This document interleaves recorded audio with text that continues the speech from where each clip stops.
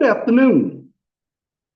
Welcome to the QCIS channel, where on this channel you get a daily dose of science, technology, engineering, and math. And today's topic, I'm going to talk about urban transportation. Now, what do I mean by urban transportation?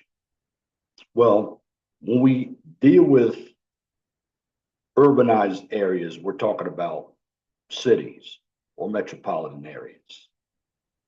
Now, I'll give you an example of an urbanized area, the city of Indianapolis.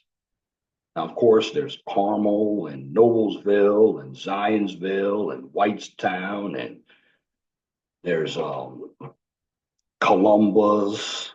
You can even put Greenfield and Plainfield, all the other municipalities that are around the city of Indianapolis. Now, what's different about the city of Indianapolis compared to Chicago is the lack of urban transportation. And what do I mean by urban transportation? There's another term called mass transportation. Well,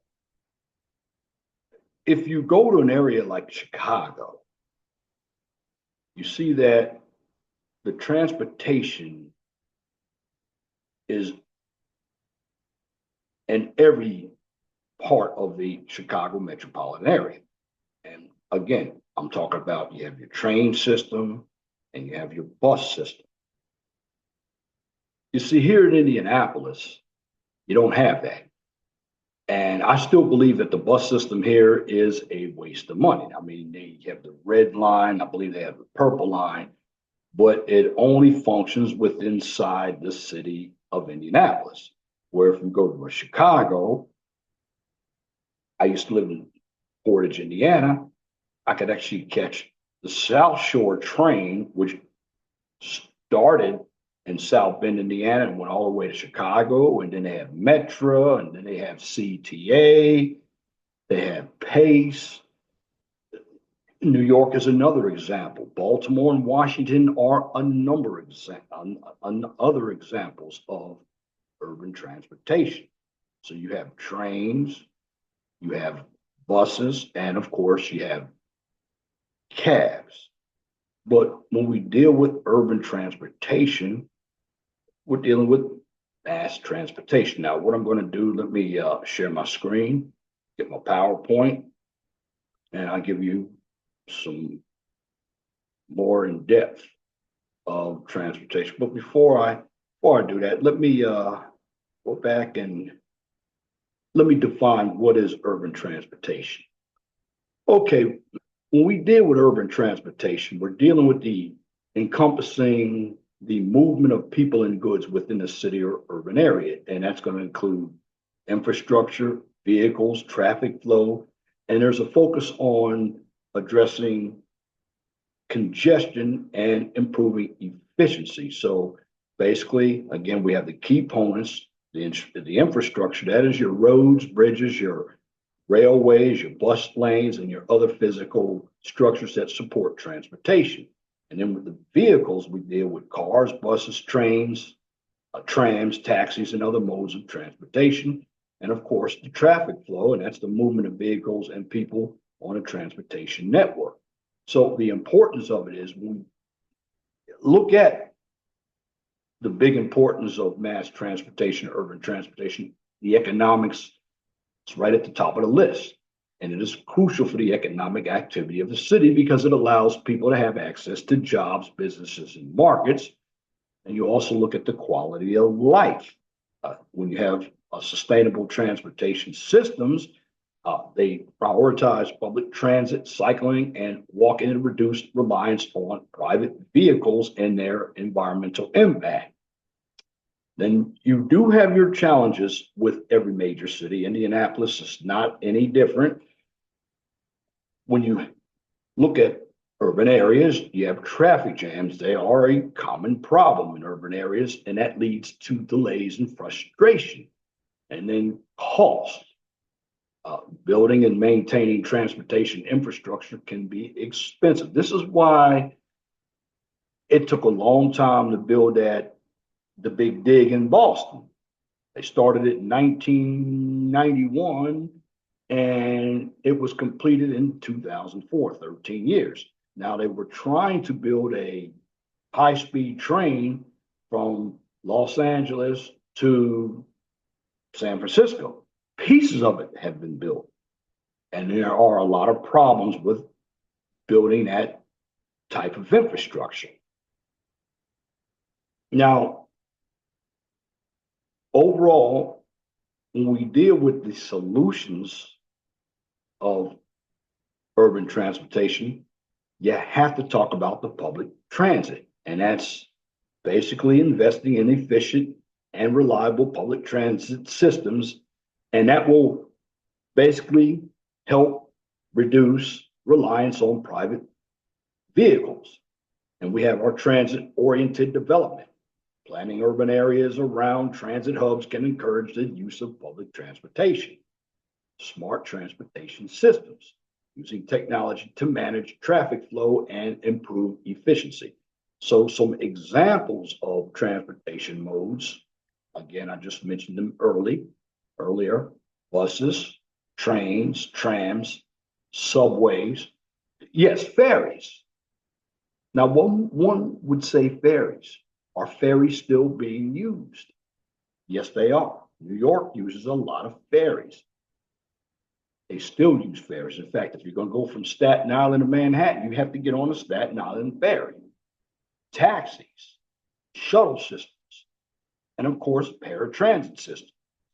Now, is there a paratransit system here in Indiana? Absolutely. In fact, people don't know, but there's an elevated paratransit system that runs from different areas at the University of Indiana, or we call it Indiana University in Indianapolis. In fact, if you go down to 16th Street, hospitals, you can see it. So there are cities that use different modes of transportation. You look at China, you look at Japan. A lot of people move around. In my opinion, with those countries, they're way ahead of us when it comes to infrastructure because they have more people. Now, when we deal with urban transportation, share my screen again. Again, we're talking about transportation in urban form, urban land use and transportation, urban mobility, and urban transportation problems. Okay, when we deal with urban mobility, we're talking about the urban transit, the urban movements. Land use. So with land use, you're going to have specific movements that are linked to specific urban activities and their land use. And involves the generation and attention of an explicit array of movements, factors, recurrence, income, urban form, spatial accumulation, and level of development and technology. And then when we deal with the urban movements, it's obligatory, linked to scheduled activities such as home to work movements. Then there are voluntary. That's part of the urban movements. That's free to decide their scheduling, such as leisure. Now we have types of urban movements. So the movement type, we have pendular, the pattern is structured, dominant time is morning and afternoon, destination is localized employment. Then we have professional, varied work days, localized. Then we have personal, it's structured. Dominant time is in the evenings, varied with some foci, and that's the destination. Then we get into the touristic, seasonal, dominant time is during the day, and it's highly localized.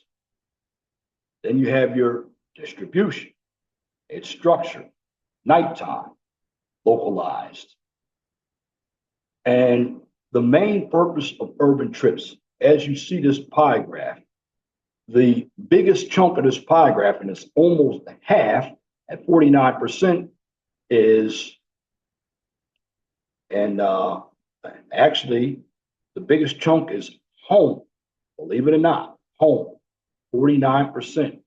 And other is 3. Now, what would be other? Well, you can have, college, or, just walking around, going to clubs.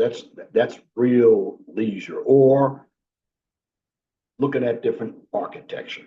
That would be something other.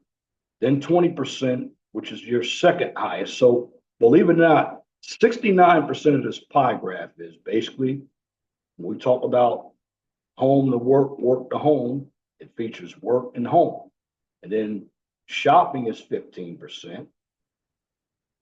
We have business, which is 3%, business work, business personal is 5%. And of course, the other 5% is school. That's how the main purposes of urban trips is broken down. And we move on and we basically look at everything during the daytime, known as day trips, by origins and destinations. And you can see you have your passengers and your flights. And you can see every time you have your work, look at home, work. Again, from home, if you have children, you drop off children and you work. You might walk to a restaurant and you walk back to work and you go home. And you might go from home to a shopping mall and back, garbage pickup. This is how everything works. Basically, when we deal with transportation, you're going to see a lot of statistics, a lot of trip generation. Like this bar graph here, your urban travel by purpose and by time of day in a North American metropolis. And you can, and when you get data, you have to learn how to read the data. So what you have with this red line, that's your total trips. Your total trips are indicated on your x-axis, and your percentage is indicated on your y-axis. So how do I figure out everything? Well, you look at shopping, you look at work, all that is just under 5. And you can see the top here is goes right around at 22, 23%. Majority of it, if you think about it, it's work, and that's during a time of day. And then some of it becomes social and recreation. Again, it depends on what time of day. Then you look at home to work trip modes in the United States from 1985 to 1999. Again, carpooling is very, very small, but most of the people during these years, they did a lot of driving.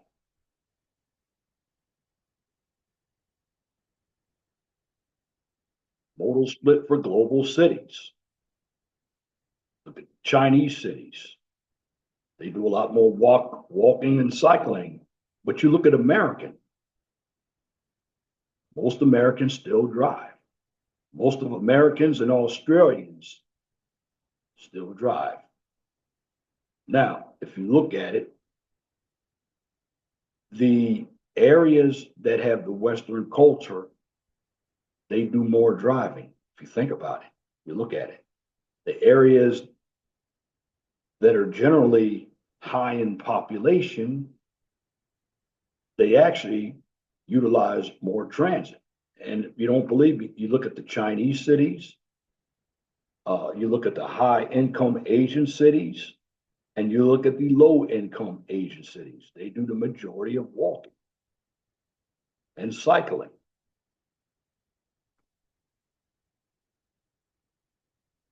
Now we have the mode share for New York from 1980 to 2000. And these statistics or this graph is very puzzling because in New York is such a big city. New York in the United States has the best mass transportation system. It's one of the oldest. But if you look at this graph from 1980, this is a 20-year, 2 decades. Most of the people were still using automobiles.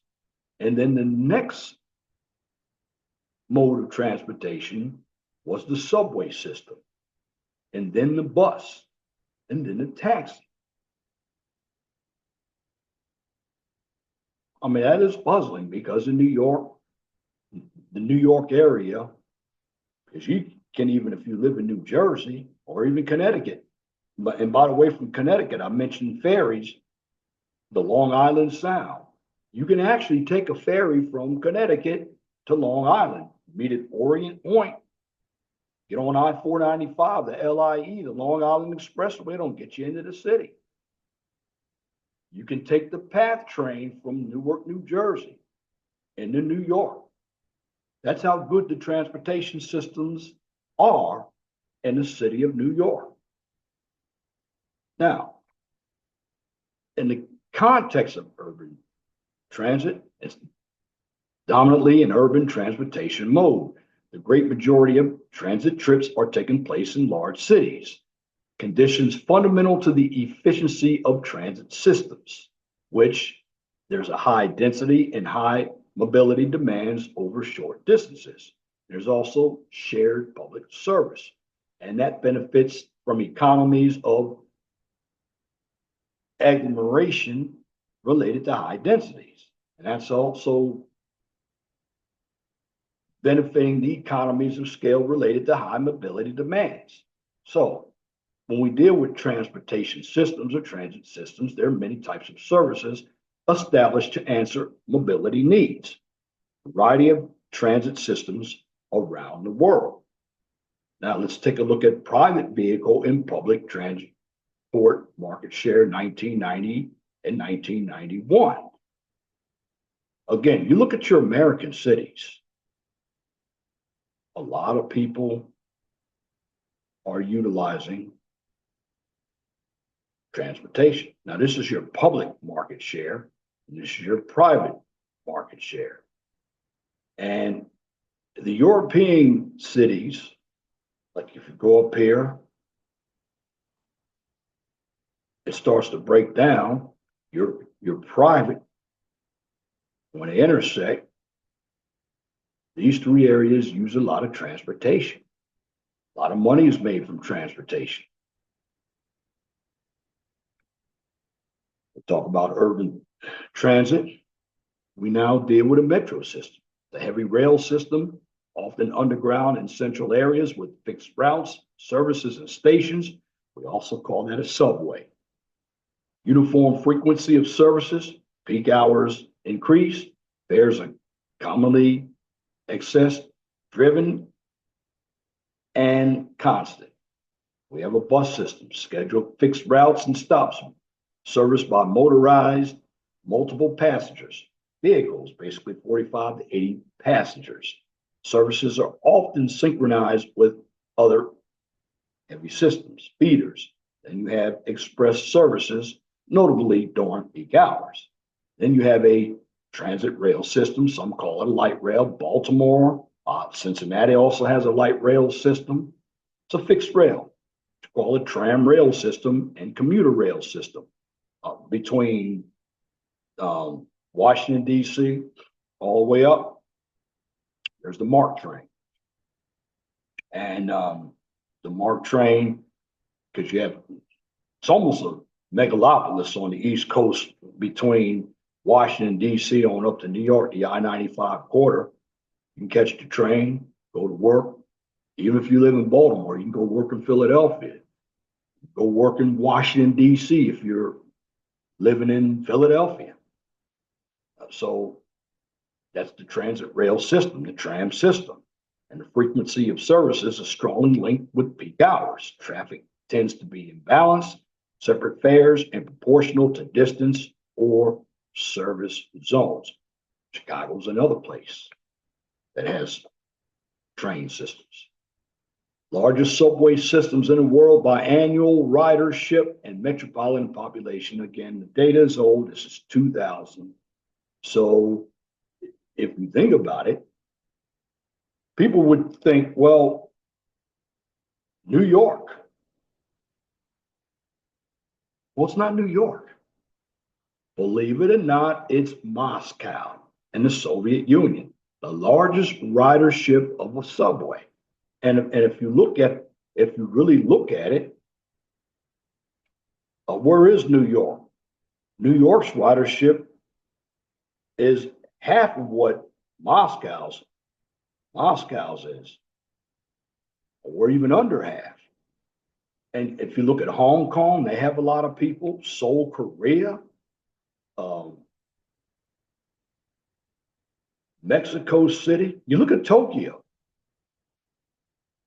Of course, Asians are good for subways and mass transit systems. But Moscow, and the funny thing about the population in Moscow, it's smaller than Sao Paulo, London, Hong Kong, Osaka, Paris, New York City, Seoul, Mexico City, Tokyo, but they have the most ridership.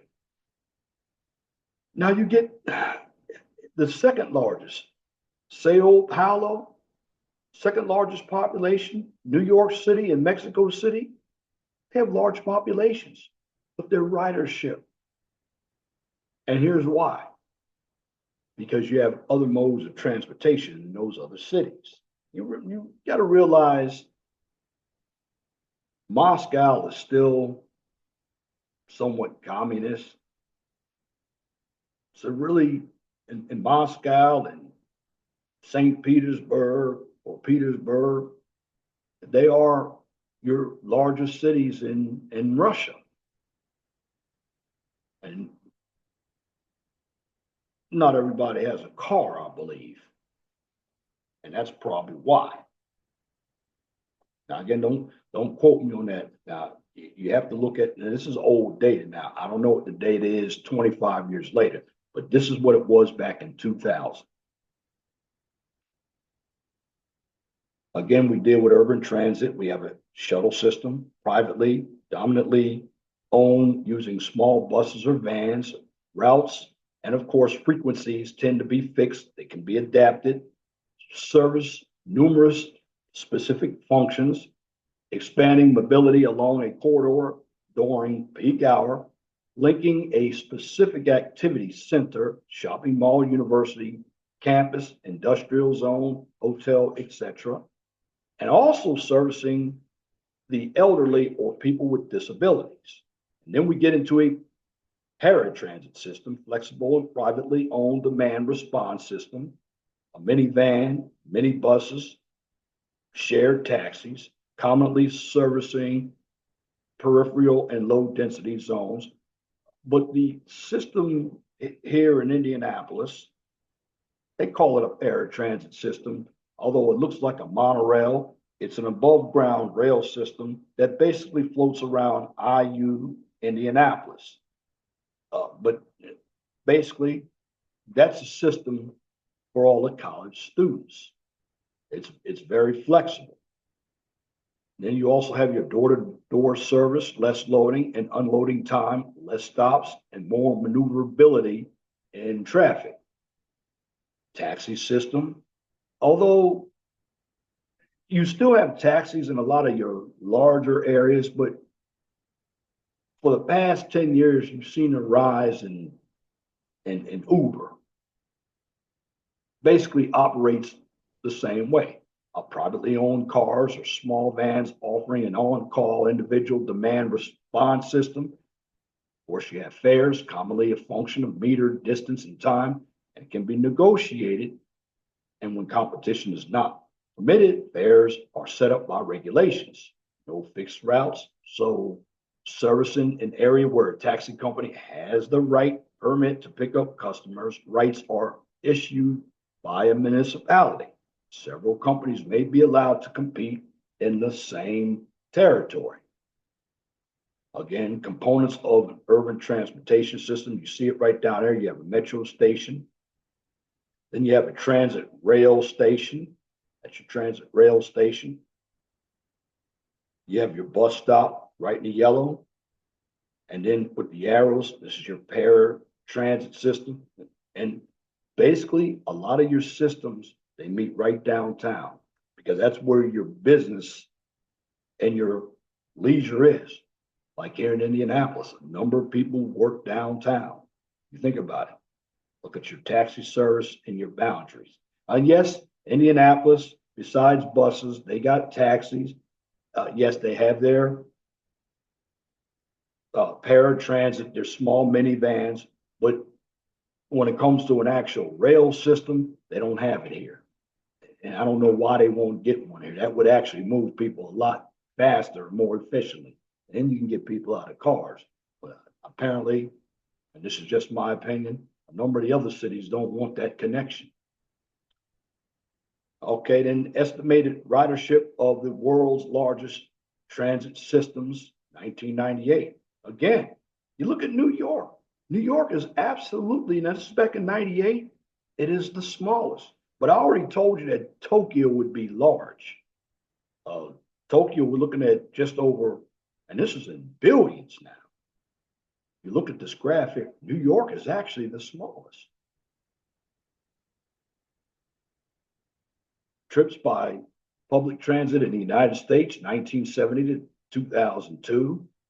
Again, you look at bus, that's the biggest.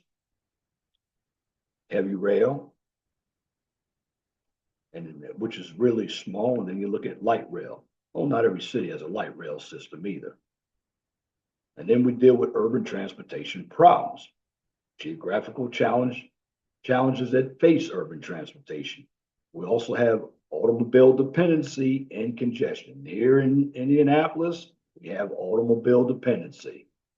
And the context of the most important transport problems are often related to urban areas. Urban productivity depended on the efficiency of its transport system. Move labor, consumers, and freight between several origins and destinations. Growing complexity of cities, accompanied by a wide array of urban transportation problems. Some problems are ancient, like congestion. That's Rome, Italy. Others are new, like environmental impacts. So notably, CO2 emissions linked with the fusion of the internal combustion engine. And going back also, there's another company, it's called Lyft, Lyft. It's just like Uber for moving people around. All right, then we also have traffic congestion and parking difficulties, which you have in urban areas. Public transport crowding and off-peak inadequacies, difficulties for pedestrians, environmental impacts, and energy consumptions, accidents and safety, land consumption, and rate distribution. Now, I'll tell you, in some of the cities, you see them building a lot of these multi-use type of units, and they really want people to come back to the cities. And under those units, well, you have your little shopping areas. I know downtown Indianapolis, you have a few places, they're on top of a Kroger, they're on top of a Whole Foods market. Fisher's the same way. But the problem is, you look at China, people are on top of people that are on top of people on top of people. And what you're not told, even with, talking about the accidents, what about the health? More people you have on top of each other, there's more of a possibility that you're going to have sicknesses and diseases. And of course, when you have situations that have congestions, you look at India. India's got buses, cabs, and they got animals and bikers out there on their roads. China, the same thing. And the issue is they don't really regulate their transportation like they should. Now, here in America, they're taking some areas, they even have bike lanes. And if you live in the Indianapolis area, they really encourage you to take bikes. Well, they're taking a lot of their old railroad tracks and they're converting them into pathway systems. And depending on where you live, you have people that bike 7 to 10 miles to work. And a bike is good as long as you can keep it up. You don't have to worry about gas. Save a lot of money on gas. Okay, automobile dependency, the causes, the advantage of automobile use, of course, performance, comfort, status, speed, and convenience. So illustrate why car ownership continues to grow worldwide. Well, in a car, you don't have to depend on somebody else to take you from point A to B. You don't have to wait. You don't have to worry about a transfer, or you don't have to worry about fares. And the factors of growth, sustained economic growth, increase in revenue and quality of life, complex individual urban movement problems, and this is what you're going to have with cars. Not just problems, but complex individual urban movement patterns, peripheral urban growth, factors of dependency, underpricing and consumer choices. And it is true with a lot of your road systems. Most road infrastructures are subsidized by the government, and they're considered a public service. Drivers do not bear the full cost of car usage. Well, gas tax pays for all the roads. Now, some areas they might charge a wheel tax or mileage tax.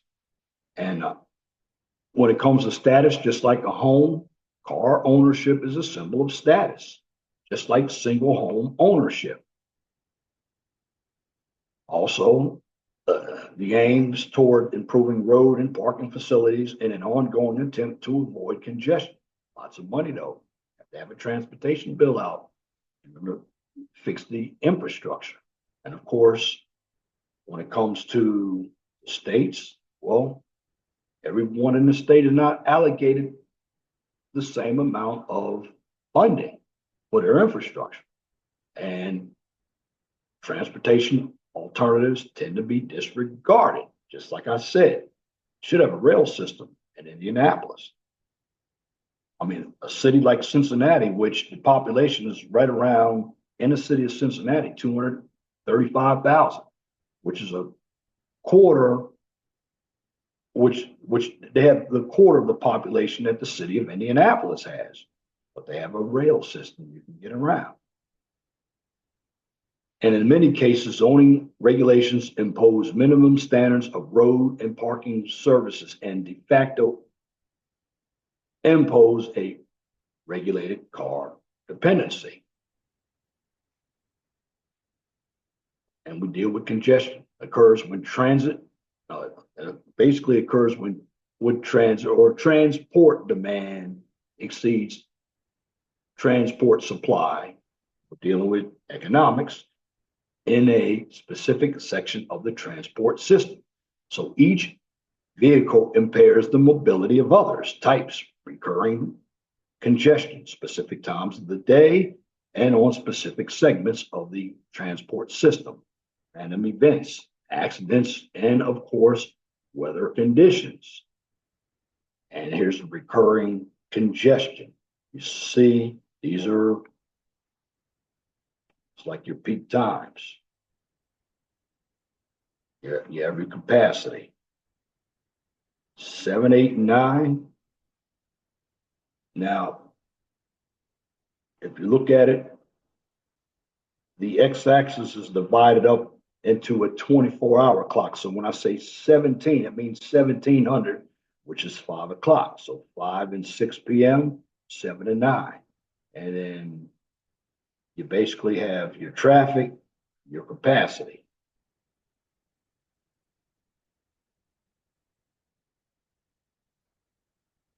Hourly traffic and its average. Average hourly traffic on the George Washington Bridge 2002. Well, again, you see eastbound. Generally, during the day, eastbound is more congested than westbound. And then And we're talking about between 7 and 9, and then maybe from 5 to 8, we have your westbound that happens. Look at the graph and it'll tell you everything. Again, this is old data, but if we had updated data, it would be worse because you have more cars on the road now and more people. The vicious circle of congestion. Total traffic delay in selected American cities, 1986 to 1990, and 1,000 hours per day. Of course, you have Los Angeles, New York. Now, Los Angeles is another one. Los Angeles, a lot of people drive to and from. So they don't have as much mass transit as they have in New York and even in Chicago. And believe it or not, with Chicago, I can tell you this. The problem with Chicago is if you're going to get around Chicago, you take I-294, which is the tri-state tollway. A lot of the roads like the I-90, I-88, what are all tolled roads. So you have I-57, I-55, which is the Stevenson, which runs into the Lakeshore Drive. And then you got 90, 94, which is the Dan Ryan, the Kennedy Expressway, the Bishop Ford. Well, if you think about it, those are the only free roads. And even Saturday, when you get on the Dan Ryan, the Bishop Ford, the Kennedy Expressway, it's always congested. It's because nobody wants to use the toll roads. And all the toll roads around Chicago, they're basically funded by what we call the Illinois Tollway, which is like the Pennsylvania Turnpike Commission and the New Jersey Turnpike Commission. And that's one of the reasons why you have the congestion in Chicago. Now, but in Chicago, you still have a pretty good mass transit system. But some people, and you have a lot of, and these cities mentioned, I call them all, in my humble opinion, international cities, because you have your biggest tourists that come in most of these cities. It is very, very true. A lot more entertainment. That's a lot more hospitality. That's why people come to the cities. And then traffic conditions in major American cities from 1982 to 2003, uncongested. And you have extreme, severe, heavy, moderate. Look at the graph. And this is by the South Transit Institute, the 2005 annual mobility report, if you want to look this information up. And this is basically from TAMU, which is Texas A&M University. But that's what you get. And if you want to be a transportation engineer, you're going to be looking at a lot of this data, including crash data, and you're going to be doing a lot of designing of such systems, a lot of research. I know I did a research project on a proposed railway system.